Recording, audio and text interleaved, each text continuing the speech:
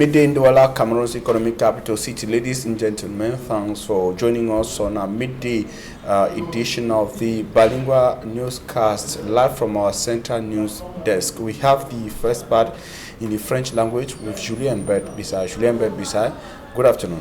Bon après-midi à vous, Formi Armstrong Sanda. Mesdames et messieurs, bon après-midi à tous. Bienvenue aux 12h sur Equinox Télévision. Ouvrons ce journal par les réactions de certaines institutions africaines après le coup d'État survenu hier en Guinée-Conakry. La CEDEAO condamne avec la plus grande fermeté cette tentative de coup d'État survenue hier. Elle exige le respect de l'intégrité physique du président de la République et le professeur Alpha Condé et sa libération immédiate et sans condition, ainsi que celle de toutes les personnalités arrêtées.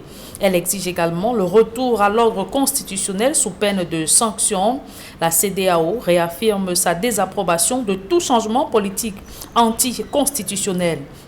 Elle demande aux forces de défense et de sécurité de demeurer dans une posture républicaine et exprime sa solidarité envers le peuple et le gouvernement guinéen.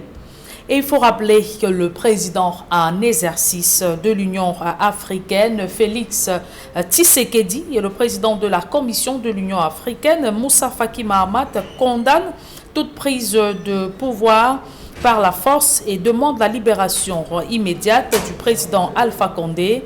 Ils invitent le Conseil de paix et de sécurité de l'Union africaine à se réunir d'urgence pour examiner la nouvelle situation en Guinée et pour prendre les mesures appropriées aux circonstances.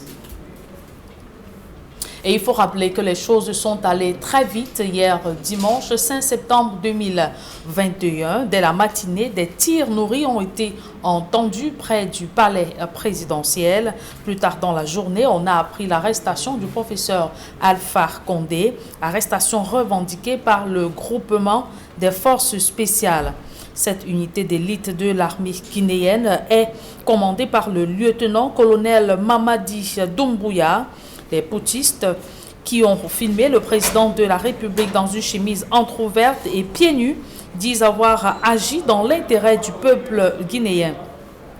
Et à ce propos, je vous invite à suivre la réaction du colonel Mamadi Doumbouya.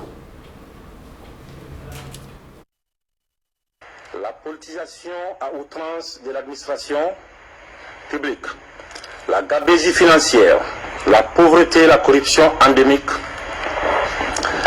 ont amené l'armée guinéenne, à travers le Comité national du rassemblement et du développement, à prendre ses responsabilités vis-à-vis du peuple souverain de Guinée, dans sa totalité. Nous avons décidé à partir de l'instant de dissoudre la Constitution, car nous allons réécrire une Constitution ensemble, cette fois-ci, toute la Guinée. Nous allons nous rassembler, les 4 régions, la diaspora, les Guinéens de l'étranger, tous ensemble ici, nous allons mener une concertation inclusive pour décider de l'avenir de ce pays. La personnalisation de la politique, de la vie politique est terminée. Nous n'allons plus confier la politique à un homme, nous allons confier au peuple. Nous allons dissoudre les institutions, le gouvernement est dissous, la fermeture des frontières terrestres, pendant une semaine encore. Et nous allons voir après les frontières aériennes, comment faire. Avec tous nos camarades, nous allons trouver la solution pour sortir de cette gabegie. Les plus d'informations sera donnée, mais sachez encore que nous allons engager une concertation nationale pour ouvrir une transition inclusive et apaisée. Plus personne ne doit mourir pour rien. Les Guinéens ne doivent plus mourir pour la politique, parce que nous avons mis la politique en devant et oublier aussi ce que nous sommes. Nous allons travailler ensemble avec tous nos partenaires, bi- et multilatéraux. De la moisissure sur le sol et... Une réaction du colonel Mamadi Doumbouya, auteur du coup d'État survenu hier dimanche 5 septembre 2021 en Guinée-Conakry. Sur le plan national, la rentrée scolaire 2021-2022 Les élèves de la maternelle, du primaire et du secondaire ont repris le chemin de l'école très tôt ce matin. Et dans les différents établissements scolaires, le dispositif sanitaire mais aussi sécuritaire sont en place pour assurer une bonne reprise des cours. Et alors que les élèves ont repris le chemin de l'école publique de Koutaba, groupe 2, a l'air abandonnée, entre murs défraîchis, les toitures sont percées, la cour envahie par de hautes herbes et l'accès dans cet établissement scolaire est impraticable. On fait le point dans ce reportage de Vivien Tonfak et Robert Kenny. De la moisissure sur le sol et les murs, des plafonds pourris et laissant des contreplaquets pendre vers le sol, ou carrément inexistants, des murs fissurés et prêts à s'effondrer, autant que la toiture des salles de classe, des poteaux des bâtiments effrités squelettiques. Voilà l'état dans lequel se trouve l'école publique de Koutaba groupe 2. À ce pâle visage, il faut ajouter la broussaille qui a élu domicile dans ce lieu de transmission du savoir et les voies d'accès devenues des étangs. À la veille de la rentrée scolaire 2021-2022, le bureau du directeur est cadenassé et aucun enseignant n'est présent. L'unique chose qui fait croire que l'on est dans une école qui pourrait ouvrir ses portes lundi prochain aux élèves, ce sont ces tôles neuves, fraîchement posées sur une charpente totalement affaiblie. Faisant partie des plus anciennes de la localité, l'école publique de Koutaba groupe 2 a paradoxalement formé l'essentiel de l'élite du coin. Comme si c'était une malédiction, toutes assistaient indifférentes à sa ruine. Même les populations n'ont pas le droit d'en parler. Pas peur de représailles, l'unique qui a accepté s'ouvrir à nous a voulu que ce soit à visage caché. Une fois, je me suis habité ici, à la véranda, concernant une pluie, et c'est là que j'ai vraiment compris que ça ne valait pas la peine. Parce que les enfants même qui étaient dans les salles de classe, à un moment, ils fuyaient, ils sortaient de la salle de classe parce que la salle de classe s'inondait. Ils étaient obligés de sortir encore s'abriter à la véranda avec nous. Une cure urgente s'impose pour permettre aux enfants inscrits dans cette école de prendre leur premier cours dans des conditions acceptables. Et il faut préciser que cette reprise des cours rime avec l'intensification du trafic routier. La gendarmerie nationale, elle, scrute les axes accidentogènes. Et c'est le cas de la nationale numéro 10, Yaoundé-Bertois, qui a récemment fait près de 20 morts en un jour. On fait le point dans ce reportage de Marcelin Gonçalves. Lieu du PK14, à l'entrée de la ville d'Akololinga, des gendarmes s'invitent dans un bus de 110 places. Ils sont porteurs des messages de sensibilisation en cette période délicate de veille de rentrée scolaire. J'ai fini un peu de masque. Le masque, on va nous donner, on va distribuer la prochaine fois. Nous faisons d'abord dans la sensibilisation. Avec les rentrées scolaires, nous mettons un accent sur les véhicules qui sont en excès de vitesse et sur les transports qui ont des surcharges. Nous regardons sur les camions qui sont dans un état de vétusté. Même si on observe une certaine prise de conscience, il y a que les brebis galeuses ne manquent pas et doivent subir sans coup férir la rigueur de la loi. Lorsque nous tombons sur un cas de surcharge, généralement, on fait descendre les passagers. Oui, puisqu'ils ne peuvent pas continuer ainsi. Ceux qui étaient en excès, ils sont obligés d'attendre un autre véhicule de la même agence qui viendra les porter. Non loin de la ville de Dimako, toujours sur la nationale numéro 10, Yaoundé-Bertois, un autre détachement de la gendarmerie nationale veille également au grain. Nous sommes là dans le cadre de la prévention routière relative à la rentrée scolaire. On va distribuer certains spots pour le Covid-19. Jusqu'ici, les conducteurs restent prudents. Nous n'avons pas observé de difficultés particulières. Bon, bien évidemment, il y a toujours les excès de vitesse, mais ce n'est pas aussi important. Donc je pense bien que la prévention routière dont le but principal est de dissuader les délinquants routiers se porte bien. Ici, au-delà de la lutte contre les infractions routières, l'accent est également mis sur le respect des mesures barrières. Le Covid-19 n'ayant pas encore dit son dernier mot. Lorsque nous avons à interpeller un véhicule comme ce qu'on a fait, on recommande, n'est-ce pas, aux usagers de continuellement porter leur masque et d'avoir bien évidemment des désinfectants pour se nettoyer les mains. Les chauffeurs, généralement, leur donnent l'éthylotest pour vérifier effectivement s'ils n'ont pas pris un verre de plus. Lorsque vous avez consommé des boissons, cette truc qui est blanc, ces graines qui sont blanches, ça va changer de couleur. Ça va devenir vert. C'est bon. Si la feuille, ça devrait donner la couleur verte. Sur cet axe, précisément dans la ville d'Hawaï, un violent accident ayant fait une quinzaine de morts a secoué la République au début du mois d'août dernier. À travers l'opération contrôle, surveillance, répression, la gendarmerie nationale joue sa partition aux côtés d'autres acteurs afin de réduire la courbe ascendante des accidents de la route, lesquels ont endeuillé de nombreuses familles ces dernières semaines.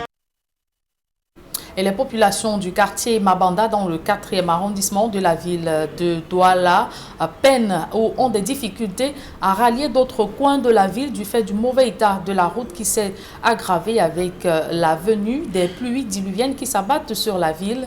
Dans le reportage qui va suivre, vous écouterez leurs plaintes. On fait le point avec Steve Eboulé, Innocent Abega et Kedjara.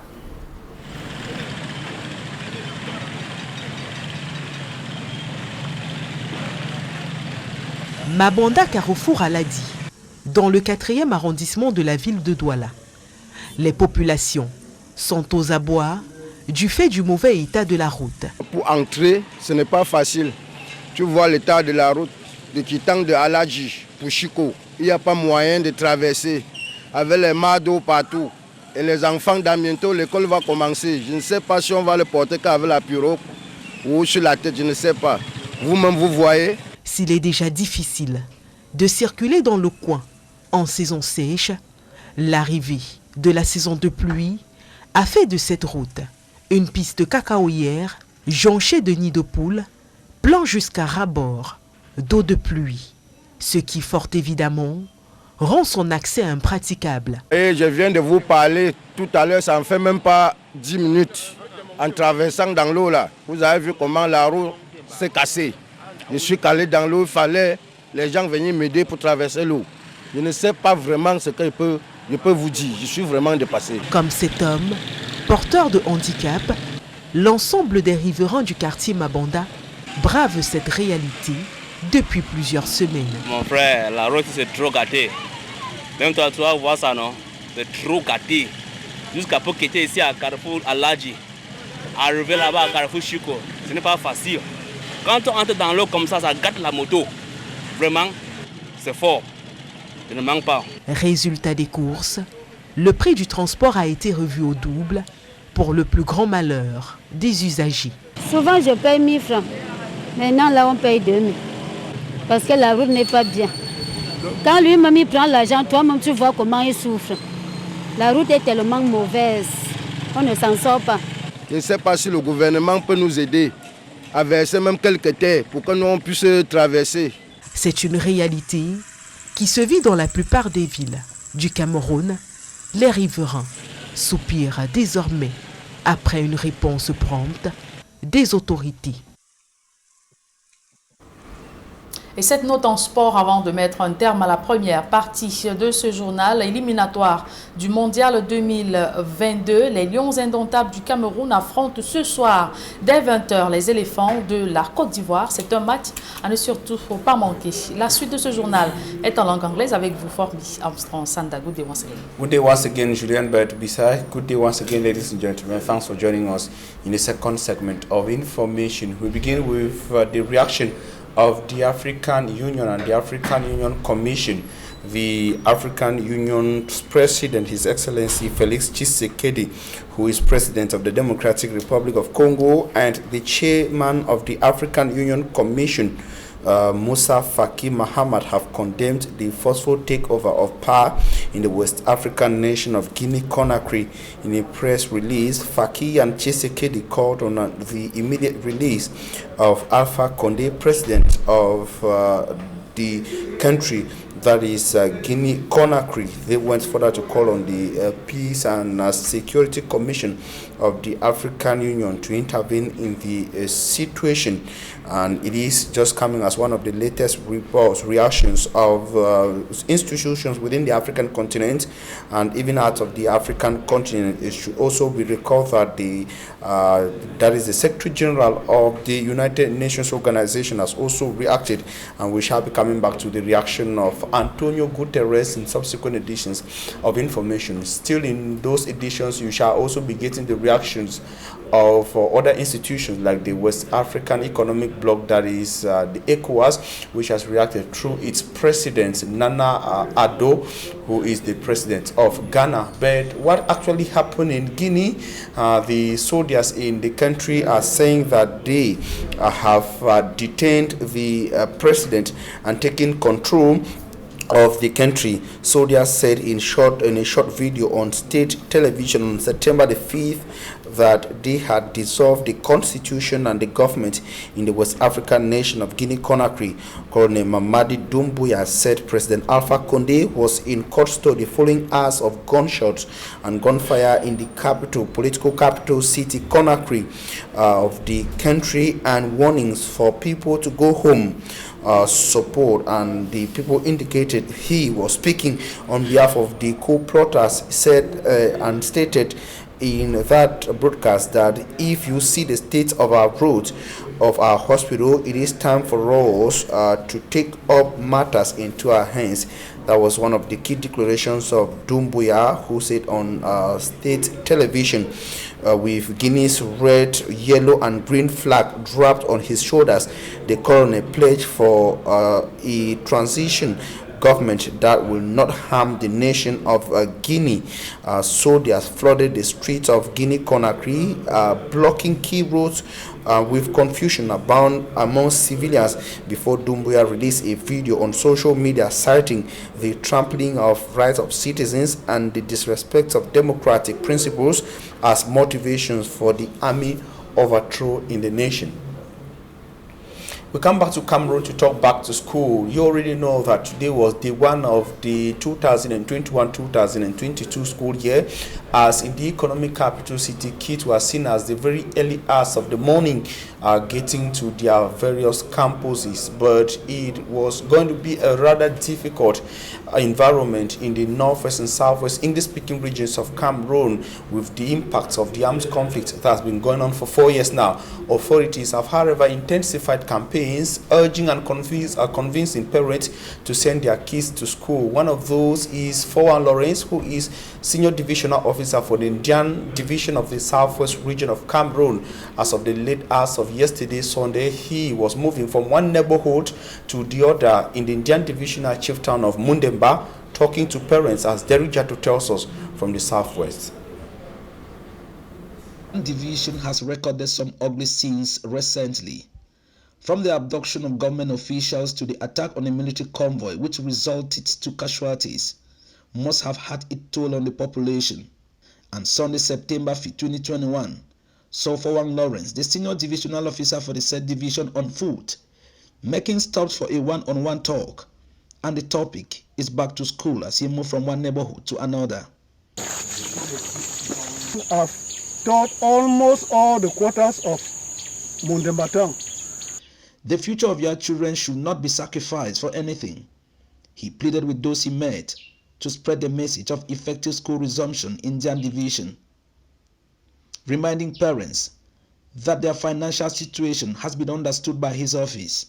I have suppressed the payment of PTA fee in Indian Division, meaning that no teacher, no head teacher, no principal is authorized to collect even a franc for PTA fee. The separatist fighters have increased activities in this oil-rich division, just like elsewhere in the northwest and southwest regions of Cameroon, and the government is calling for collaboration. I'm also calling on the youth to feed us with vital information to permit us eradicate these disturbances which have been going on for so long in Indian Division. But the cry of the suffering masses is for the both parties to choose the path of peace, for guns have proven not to be the solution. And the Monday Ghost Towns is said to have had an impact, a great one, on the back-to-school atmosphere in the northwest and southwest regions of Cameroon, with several areas not seeing an effective back-to-school, which, according to Lucas, is greatly linked to the back-to-school. Many persons in these regions say that it could effectively be measured as of tomorrow, Tuesday, but the few areas where we saw effective back-to-school will be a subject on our subsequent editions of information. Back in the city of Douala, inhabitants and parents of Bonaberi in the Douala 4 neighborhood are on their part worried that the very bad state of the roads in that part of the city will have an adverse effect on kids who will be trying to get to their school campuses for the next school year. Immaculate Fogwe. The journey of this disabled man in his late 40s ends abruptly due to this giant pothole engulfed by rainwater. His wheelchair gets stuck in the pothole, causing one of the tires to dislocate, and the end result is this.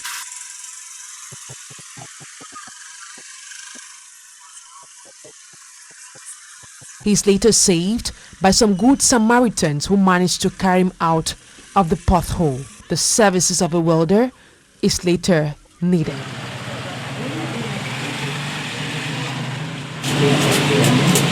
We are on the stretch linking Carrefour Alaji and Cimetier, localities in Bonaberi, Douala 4 subdivision. In less than 48 hours, school-going kids will have to use the stretch. Parents are worried about the safety of their children as they resume school come Monday, September 6th. All the roads in Bonaberi are horrible. It's one lady that, she's more experienced in the road that told me that no, I should go the other way around. Actually, even when I got before the bridge, I was almost like, let me go back. It's really, really terrible. And if you have to use this road, I think you need to go to the garage at least once a week. The bad state of the road has compelled bike riders to increase transportation fare. If the government has nothing to do as far as the road is concerned, or the council has nothing to do, they should just prepare themselves, because we'll be left with no option than to add the price.